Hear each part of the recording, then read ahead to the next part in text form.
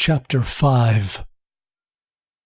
Stephanie tossed and turned, even though the bed was extremely comfortable. She had never been on a mattress so soft or wrapped up in blankets so plush and warm. While the memory of the demon worshippers holding the maids hostage was a bit disturbing, it was no more so than other awful hostage situations in which she had been. The intensity she had felt when her mother was being held by Row 82 had been far greater, and she had even been able to forgive Row 82 for his involvement. As she looked out the window, she saw the full moon shining. She loved the round and unbroken shape, even though it seemed so foreign. It was as if she were living in a dream. She turned away from the light and faced the wall. Suddenly she sat up in a panic. She had thought for a moment that she had caught the reflection of the moonlight on a pair of eyes watching her. She looked all around the room, but saw no one. She closed her eyes and breathed deeply as she tried to expel the discomfort that plagued her. For a moment, she remained still and silent, hoping that sleep would come, but even as exhausted as she felt, she could not get rest.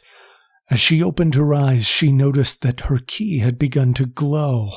She struggled to keep her balance as reality swirled around her and dissolved into a vision. She saw a boy on the floor of a room. He was covered in dirt, bruises, and abrasions. She narrowed her eyes in anger, as the boy could be no older than 8 years old. His head darted back and forth nervously. He wanted to escape. Stephanie watched the shadows in the room flicker. Though she could not see anyone else there, she knew that the boy was being watched. The boy decided that he had been left alone and turned to face the open door in front of him. He sprinted toward it. Stephanie clenched her fists as she watched a tall, dark-robed demon worshipper suddenly appear in front of the boy and strike him. The boy screamed as he flew into the air and landed on the hard floor. The boy struggled to get to his feet, but the demon worshipper rushed in a blur behind him and grabbed the boy's arms. "Please, no!" screamed the boy. Tears streamed down his cheeks. "You are too slow," said the demon worshipper. "You knew what would happen." "Don't hurt me!" screamed the boy. The demon worshipper threw the boy on the ground. Stephanie clenched her fists angrily as the demon worshipper hit him again. "Stop screaming!" shouted the demon worshipper. "Shut up!" The cloaked acolyte struck the boy again. His small frame rolled across the hard floor. He whimpered in a combination of pain, fear, and despair. Slowly the acolyte approached the boy. "Stop!" came an elderly female voice from the entrance. Stephanie and the demon worshipper turned to see an old woman in a gray cloak. "This is my sacrifice," said the acolyte angrily. "Not anymore," said the woman. She pulled back her hood. Stephanie gasped. It was Sarah Hawkins. "What do you want, demon prophetess?" muttered the acolyte. "I told you," said Sarah angrily. "I want you to stop." The boy turned to see the elderly woman. Though there was no emotion on her wrinkled face, the anger in her voice surprised him to the point he stopped whimpering. "You know," said the acolyte greedily, "I wonder how valuable you would be to the speed demon." "Care to find out?" asked Sarah. "Even if you know what I will do," said the demon worshipper as he drew a dagger from beneath his cloak. "You aren't fast enough to stop me." A moment later, the speed demon acolyte blurred out of sight. Stephanie watched as Sarah ducked and thrust with a dagger of her own, instantly killing the acolyte. As the demon worshipper slumped onto the ground, she placed her black key on the wound she had inflicted, and it briefly glowed with a low purple light. "Thank you," whispered the boy. "Oh, young man," said Sarah in a low voice, "you misunderstand. I have not saved your life." "What?" whimpered the boy.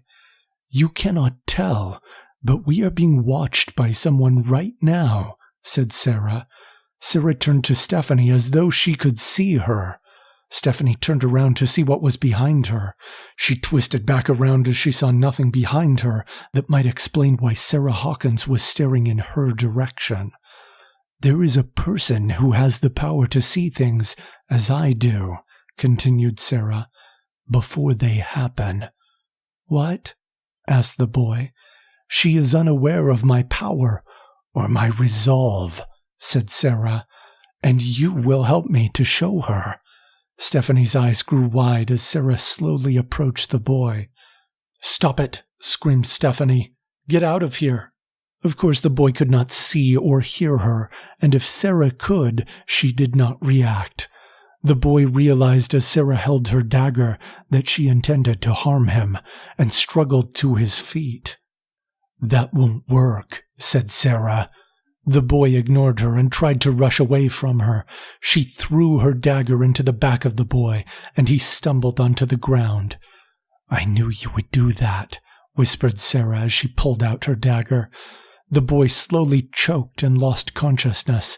Sarah stuck her key into the wound, and it glowed slightly. "And as for you, Miss Mason," whispered Sarah. Stephanie's eyes grew wide as Sarah called her by name. "I hope that you understand how serious this is. Attempts to thwart my plans or wield your divine keys against me will be unsuccessful. There is nothing I am unwilling to do." She stood up and turned to face Stephanie as though she were present. "I know who you are. I know what you will try, and I am always watching," she said in a low, angry voice. The vision faded away, and Stephanie found herself in her bed. Sweat had beaded up on her forehead. She twisted around, unable to shake the feeling that she was still being watched. She jumped out of bed, got dressed, and hurried downstairs to get a drink, hoping to clear her mind. The candles on the wall flickered as she rushed by.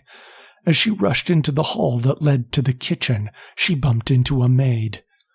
"I'm so sorry," whimpered the maid. "Please forgive me." The maid had forgotten that Stephanie was unable to verbally respond. Stephanie disliked that the maid refused to make eye contact. She gently grabbed the maid's arm to get her attention and smiled at her. "Is there something you would like, mistress?" asked the maid. Stephanie motioned as though she were drinking from a cup. "Of course, mistress," replied the maid. She rushed down the hall out of sight. Stephanie took a deep breath and waited for the girl in the black and white dress to return. The sensation of being watched seemed to intensify. Her heart began racing as she turned around. There was a well-dressed man standing before her with a pistol. "My goodness," whispered the man in surprise. "You're a woman, and you're wearing pants." Stephanie could not decide whether to be horrified or offended. She folded her arms over her overall-covered chest. "Savannah, dear," said the man as he called to someone else nearby. "Come look. There's a woman dressed like a man in Chloe's house." A woman in an elegant dress appeared in the hall next to the man and looked at Stephanie in surprise. "How odd," whispered the woman. "Well, young woman," said the man, "I do not mean to be rude, but my name is Lincoln Thomas, and I am a friend of Miss Chloe Baldwin, the owner of this place. Who, may I ask, are you?" Stephanie looked around for some paper and a writing utensil. Lincoln and Savannah took it as a desire to escape.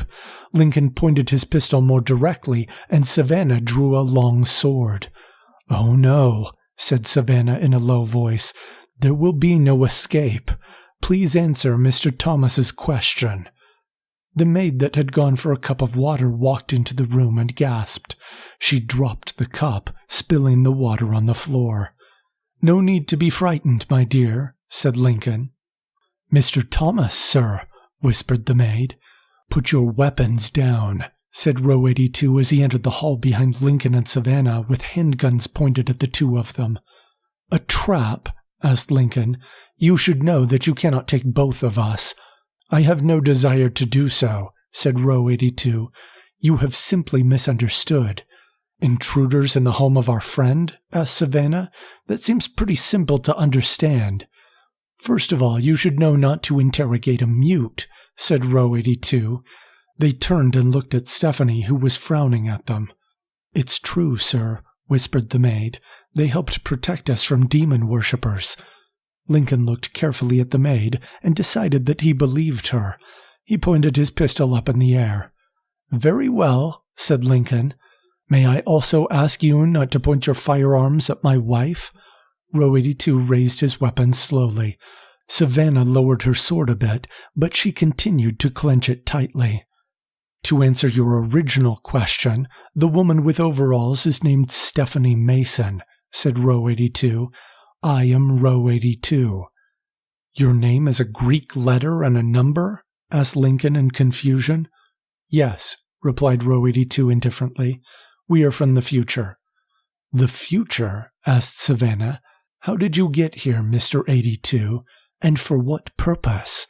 Stephanie smiled at the fact that Savannah referred to her colleague as Mr. 82. "We are friends of Jennifer Cedar," said Row 82. "Oh," said Lincoln and Savannah as they looked at one another. Chloe approached from behind Row 82 in an elegant nightgown. "What is the commotion?" she asked. "Miss Baldwin," said Lincoln with a smile. "Mr. Thomas, Miss Lyons," said Chloe respectfully. "Actually," said Savannah with a smile, "it's Mrs. Thomas now." "How wonderful!" exclaimed Chloe. She rushed to Savannah and gave her a hug. "So you came to bring good news?" "Well," said Lincoln, "that and we caught wind of the necromancer's horde coming this way." "Catherine Page," said Chloe in a low voice. Row 82 tilted his head in confusion. "Strange that I did not," he said. "Well, they're still—" started Lincoln. Row 82 shrieked at the top of his lungs. Lincoln, Savannah, and Chloe pressed their hands against their ears. "What was that?" exclaimed Lincoln. Row 82 pressed his fingers to his lips to get Lincoln to be quiet as he listened. After a moment, he spoke. "You're right," said Row 82. "They'll be here by morning."